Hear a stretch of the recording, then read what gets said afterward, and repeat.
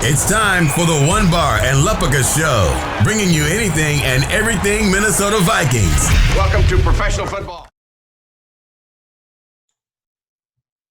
All right, welcome to One Bar and Lupica Show. I am Lupica here as always with One Bar. One Bar, the draft is over. Are you depressed? Are you sad? How are you feeling? It's always depressing and very sad when draft weekend is over, but at the same time, my liver is very excited that the draft weekend is over. And you know what? We got some pretty damn good picks, so I'm a little bit excited too. Yeah, it's a time of mixed emotions. I'm going to be wearing sweatpants for the next week because I don't think any of my jeans are going to fit. A lot of eating, a lot of drinking, but Worth it. Back in shape. All right, let's talk day 3 of the Vikings draft. Literally had like a million picks on day 3, and the Vikings they definitely hit some positions harder than others. Why don't you tell me one of your favorite picks from yesterday? Well, we got I think it was it 11 or 12 picks? I don't even know. I would say favorite picks from day 3, Troy Dye, linebacker from Oregon. Very excited about that pick. Great value. Kenny Willekes, round 7, all the way to round 7, Michigan State. I'm going to love this guy. I think he's going to be a fan favorite. What do you got? Yeah, well, you nailed 2 of my favorites. Troy Dye, not really a huge position of need, but you look at this guy where he was there in round 4. He's lightning quick, big hitter, nice big frame. I think he's instantly the primary backup to Eric Kendricks. I could see him being a special teams demon in year 1, and I think he can be moved to the outside if he had to be. So I loved everything about that pick. Another guy you mentioned, Kenny Willekes. This was my boy.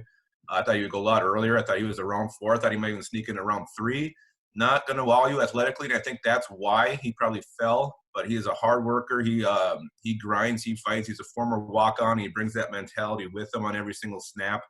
I love that pick so much. And then another guy who's really grown on me, a guy I wasn't really on, but the more I read about him after we took him, I'm really excited about this guy's potential, and that's the defensive tackle from Baylor, James Lynch. He's a lot like you. He's a ginger. Thank you. But he's coming off, he had like 13.5 sacks last year. You plug him in at D tackle. There he is. That's your interior pass rusher. I know it's a lot to ask with a 4th-round pick to come in and take on that role. I still think it's going to be a pretty big rotation next year.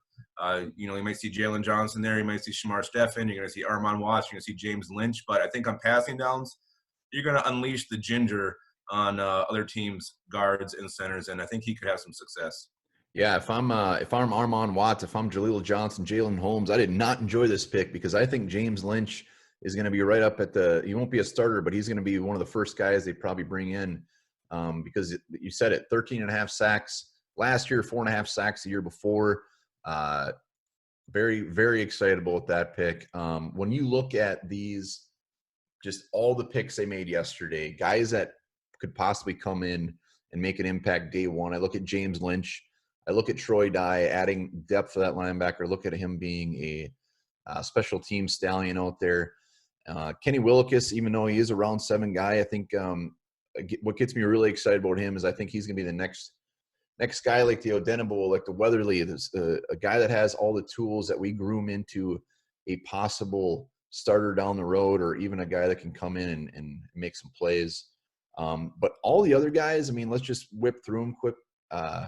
Harrison Hand, KJ Osborne. Okay, I'm not going to go through all of them, but all these other guys I think are more depth moves. Don't see any of these guys really stepping up as a rookie.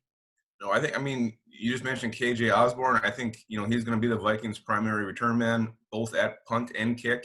So, you might see him a lot because I think that's going to be his role. I don't know how much he'll ever get, as an actual receiver. He does got some speed, but I think that's why they took him. You look at a lot of draft rankings that no one had him going this high. I think most had him as an undrafted free agent. So I think the Vikings definitely have a role in mind for him, and I think it's going to be special teams. One position that it's not so much the player, it's just that they didn't address until the last pick, and that's guard. This was arguably one of the Vikings' top 3 biggest needs, and they don't do anything about it until the last pick of the draft. And they took some small school guy, Kyle Hinton from, Washburn. They did say afterwards it's going to be an open competition, and I guess that's the only silver lining here. They're not going to hand a job to Drew Samia or Pat Elflein, but man, you had Shane Lemieux sitting there late, and they kept passing on him, kept trading down. I don't know. That worries me a little bit. Yeah, they say it's an open competition, but there's nobody to compete with. So it is those guys.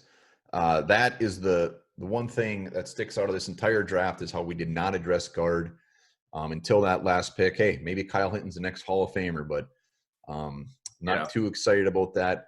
The round 4 I thought was going to be our bread and butter to get a John Simpson, get a Shane Lemieux, but we just did not do it. Round 4 through round 5, we pretty much concentrated just on the defensive side of the ball, which was a little bit surprising too. But yeah, guard is very, very sketchy still. Hopefully Josh Klein is on a plane right now back to Minnesota. One guy we didn't talk about, DJ Wanham yet, defensive end from South Carolina, our first 4th round pick. What do you think about that? I get it. We need depth at defensive end. He does have some pass rush ability. I thought, he can play standing up. He's a little bit of a hybrid player. I thought he was going to go later. I had him more pegged as like a 6th rounder. I was a little surprised we took him in the 4th. But again, you get a guy like that he's basically the same size as Daniel Hunter. You get Andre Patterson whispering in his ear. And, there's definitely potential here. And I would rather roll the dice on a guy like this as a backup than have, Anthony Zettel out there taking snaps that matter. Yeah, Wanham was just kind of like a what the hell just happened pick. I'm actually more excited about Willekes than Wanham. Me too. And that was 3 rounds later. We did add some depth at safety. Again, a couple guys that are just going to be fighting for roster spots. Well, and let's talk about that, because to me, if Anthony Harris doesn't resign, I mean, that's probably your biggest need heading into next year besides guard. Middleist and who's the other guy? Brian Cole from Mississippi State. Yeah, and who knows? Maybe they'll both be fine. I don't know if either one of these guys is going to be a potential starter. So you mentioned them being depth, and if Anthony Harris comes back, then fine. Then we have our 2 starters. We have some decent depth. We did sign Miles Dorn as an undrafted free agent. We both like that guy. So there'll be some competition there. And, but I think that all hinges on Anthony Harris's long-term status with the Vikings. And we got to mention the quarterback. We have not drafted a quarterback in forever in the mid to later rounds. We got Nate Stanley, the big-armed gunslinger from Iowa. Are you excited? Well, I am. It's always fun to draft a quarterback and watch these guys develop in the preseason. I think it's just him and Jake Browning battling to be the practice squad quarterback is what it's going to be.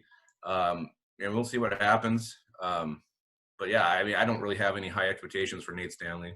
Nate Stanley, big old arm, does not move on the pocket and has piss poor accuracy. But I think his arm will be fun to watch at least. He can whip that thing. Yeah, and maybe it'll be enough for Jake Brown all of a sudden just really fight for his job, and he'll turn to something real special. Who knows? Yeah, that QB3 is going to be a fun one to watch come the 4th quarter of the 4th preseason game.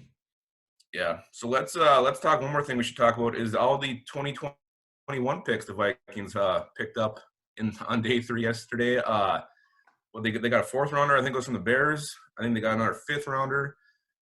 So already we're looking at having almost as many picks next year as we did this year.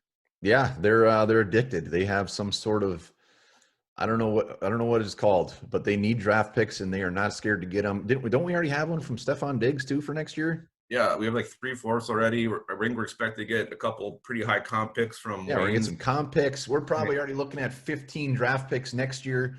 Let's hope this or next year they actually use those and move up and get some stallions opposed to just getting depth because, Lord, I mean, look at all these draft picks. I mean, how many are going to make the team? 5? Mm-hmm. And I think that's the biggest surprise that the Vikings didn't move up at all and get somebody like a Shane Lemieux, like a Tyler Johnson, a Golden Gandy, one of these big receivers that they could have had. I don't know. It makes you wonder if Spielman thought these guys were going to be around later or if they maybe weren't high on these guys. Well, I think day 1 and day 2 for the Vikings draft class was more the sexier picks. Day 3, there were some names that just kind of popped your eyeballs open a little bit, or guys that you really had to look and see who the hell it was. But overall, they did address a handful of positions for depth. I'm happy about that. I'm happy about some of these other guys that actually show potential that could work their way into the rotation. So even though the names weren't there, they hit on a lot of the right positions. Well, I think the best thing they did was you really beefed up your defensive end depth. So that's definitely no longer a need. I like the D tackle depth now. And also for now, the safety depth, but long term with Anthony Harris, that could become an issue. So they definitely wiped out a couple needs and answered a lot of questions as far as the depth goes on this team with some of these defensive guys I'm pretty excited about in their upside. So it's just that guard position. That's well, really let's give day 3, rounds 4, 5, 6, and 7 a big old fat early grade. Yeah. I'm gonna go B-. I'm gonna go B-. Just I love the defensive line picks. That it's just that guard, that guard position's really got me freaked out.